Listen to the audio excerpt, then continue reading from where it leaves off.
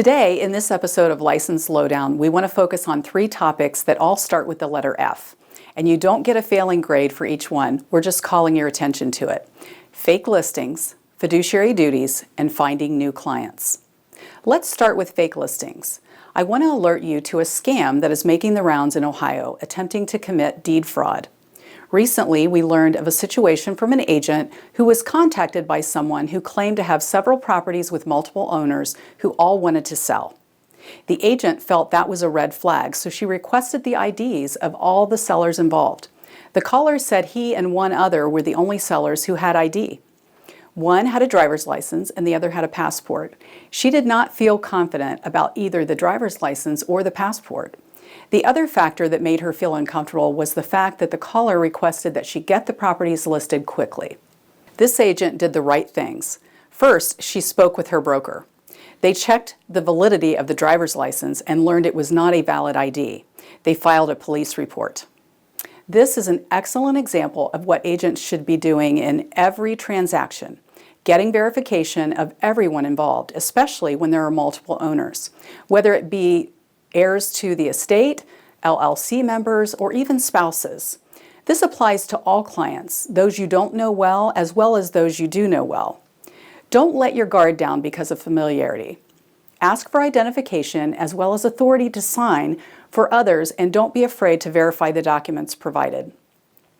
This step should take place before the signing of any agency agreements.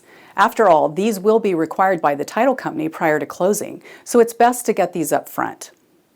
Finally, don't let anyone make you feel pressured or hurried to get moving on a transaction.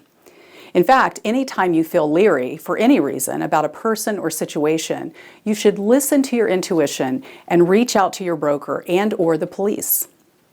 For more information about fake listings, please check out our Fake Listings Alert on our website.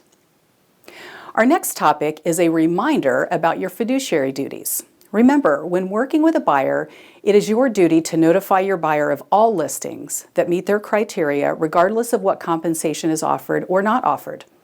Don't make any decisions for your client. Consult with your client and let them decide whether they want to pursue a showing or an offer. If you fail to consult with them, you could be accused of steering them away from an opportunity because of compensation. If the offer of compensation is not amenable to you, that's a discussion to have with your client and how to deal with that.